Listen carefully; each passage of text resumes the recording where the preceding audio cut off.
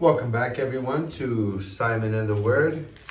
I'm Simon. This is the Word. It's not my word, it's God's Word. And we're cutting through it. We're dividing it. We're opening it. And like a piece of steak, we're cutting it into little pieces that we can consume. And that's what's happening when we open up this Word and we start to eat it, word by word, syllable by syllable. And then speaking it out loud has a real significance, right?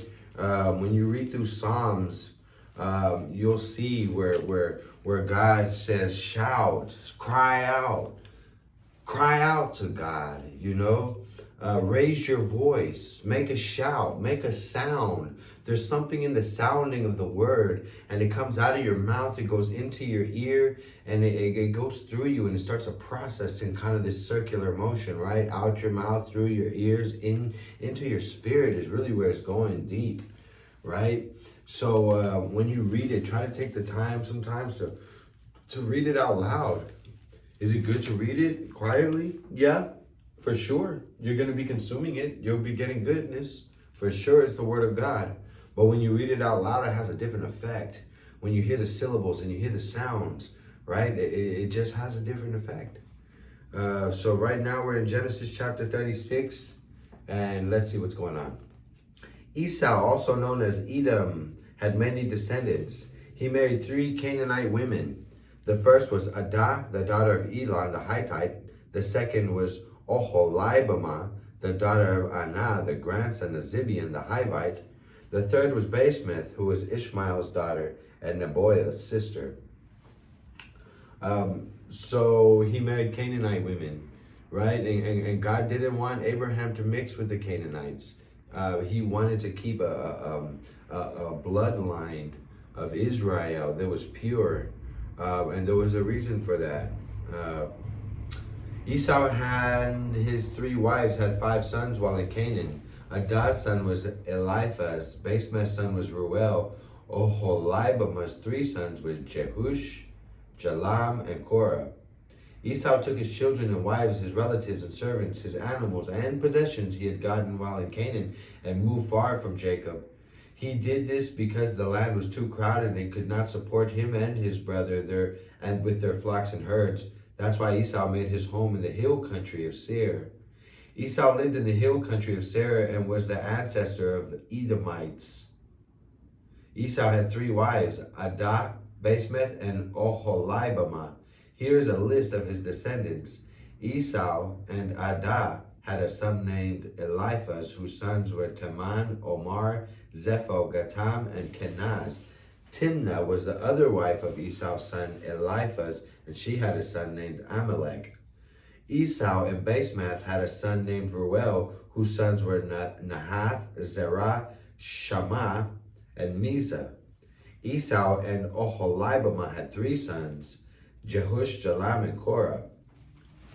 Esau and Adah's oldest son was Eliphaz, and the clans that descended from him were Teman, Omar, Zepho, Kenaz, Korah, Gatam, and Amalek. These and Esau's other descendants lived in the land of Edom. The clans that descended from Esau and Basemath's son Reuel were Nahath, Zerah, Shammah, and Mizah. The clans that descended from Esau and Oholibamah, the daughter of Anah, were Jehush, Jalam, and Korah. All of these clans descended from Esau, who was known as Edom. Seir was from the Horite tribe that lived in Edom before the time of Esau. The clans that had descended from him were Lotan, Shobal, Zibeon, Anah, Dishan, Ezer, and Dishan.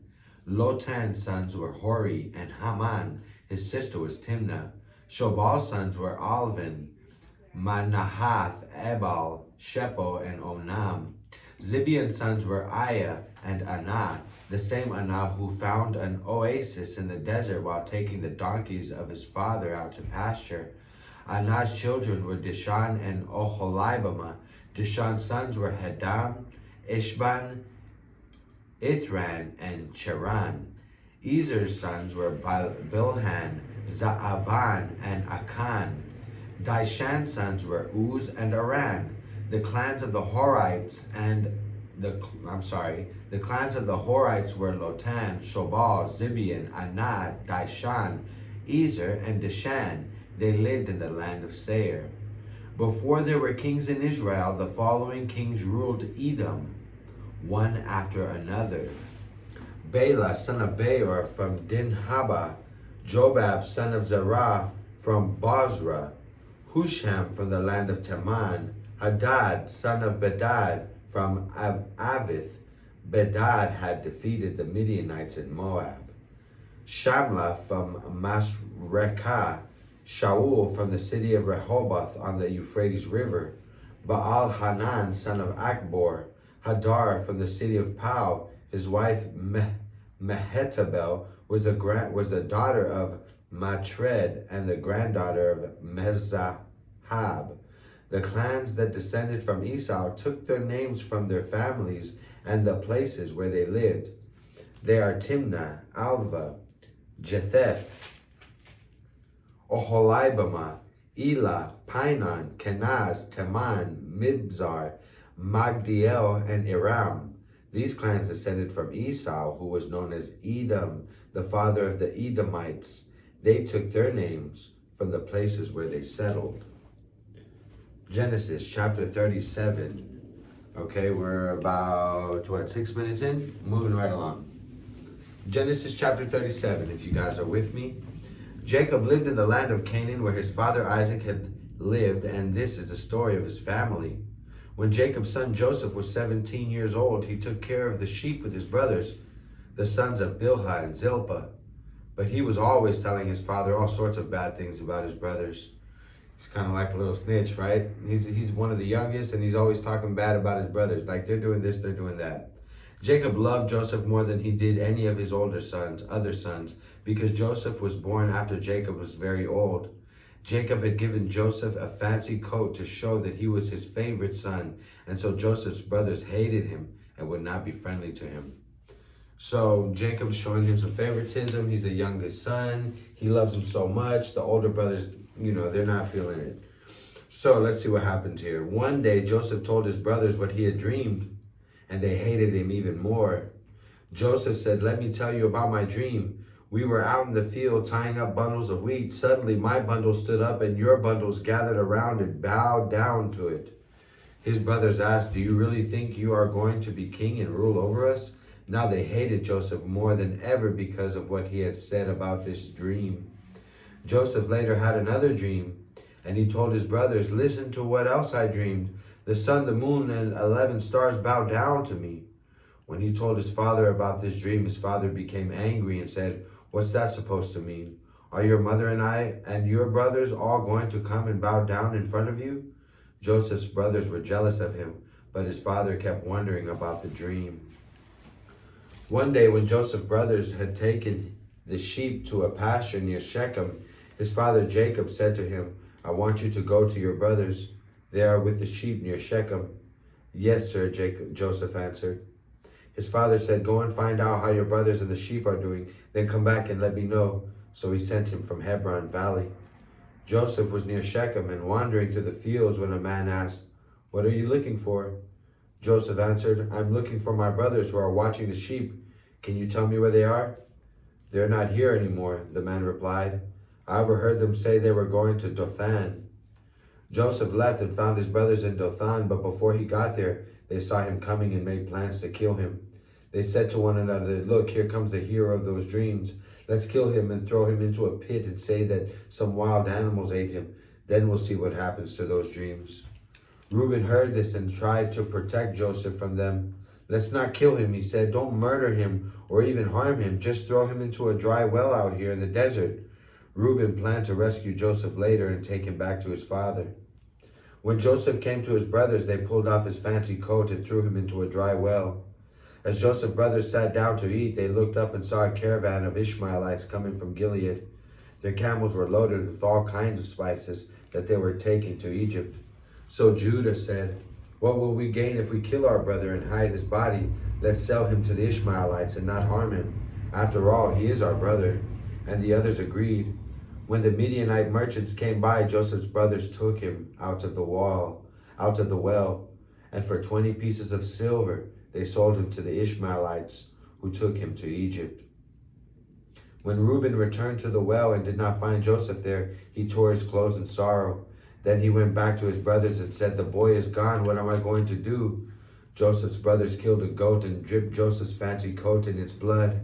After this, they took the coat to their father and said, "We found this. Look at it carefully and see if it belongs to your son." Jacob knew it was Joseph's coat and said, "It's my son's coat." Joseph had been torn to pieces and eaten by some wild animal. Jacob mourned for Joseph a long time. To show his sorrow, he tore his clothes and wore sackcloth. All of Jacob's children came to comfort him, but he refused to be comforted. "No," he said, "I will go to my grave mourning for my son." So Jacob kept on grieving. Meanwhile, the Midianites had sold Joseph in Egypt to a man named Potiphar, who was the king's official in charge of the palace guard. So Joseph's brothers,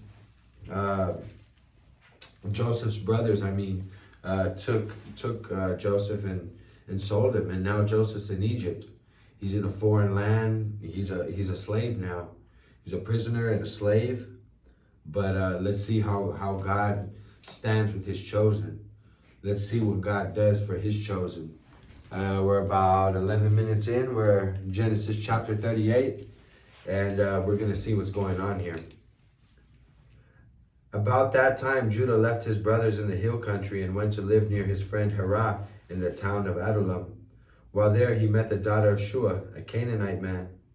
Judah married her, and they had 3 sons. He named the first one She named the next one Onan. The third one was born when Judah was in Shezib, and she named him Shelah. Later, Judah chose Tamar as a wife for his eldest son. But was very evil, and the Lord took his life. So Judah told Onan, "It's your duty to marry Tamar and have a child for your brother." Onan knew the child would not be his, and when he had sex with Tamar, he made sure that she would not get pregnant. The Lord wasn't pleased with Onan and took his life too. Judah did not want the same thing to happen to his son Shelah, and he told Tamar, "Go home to your father and live there as a widow until my son Shelah is grown." So Tamar went to live with her father.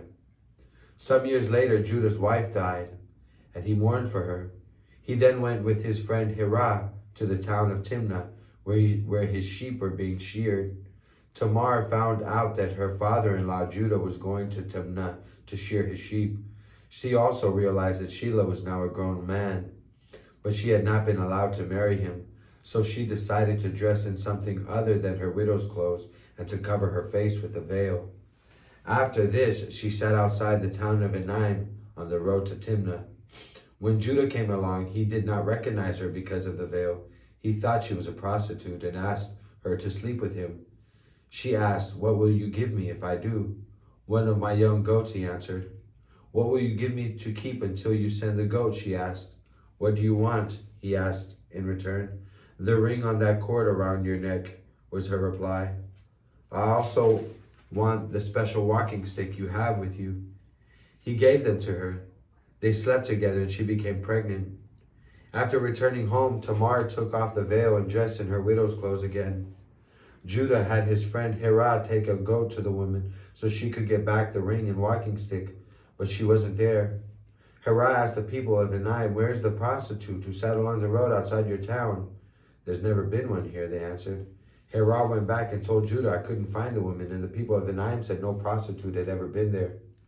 "If you couldn't find her, we'll just let her keep the things I gave her," Judah answered, "and we'd better forget about the goat or else we'll look like fools." About 3 months later, someone told Judah, "Your daughter-in-law Tamar has behaved like a prostitute and now she's pregnant." "Drag her out of town and burn her to death," Judah shouted. As Tamar was being dragged off, she sent someone to tell her father-in-law, "The man who gave me this ring, this cord, and this walking stick is the one who got me pregnant." "Those are mine," Judah admitted. "She's a better person than I am because I broke my promise to let her marry my son Shelah." After this, Judah never slept with her again. Tamar later gave birth to twins, but before either of them was born, one of them stuck a hand out of her womb. The woman who was helping her The woman who was helping tied a red thread around the baby's hand and explained this one came out first. Right away, his hand went back in and the other child was born first. The woman then said, "What an opening you've made for yourself." So they named the baby Perez. When the brother with the red thread came out, they named him Zerah. So we're about 15 minutes in. We're going to call it right there. We're at Genesis chapter 39, and we're moving right along. So we'll see you really soon. God bless you all.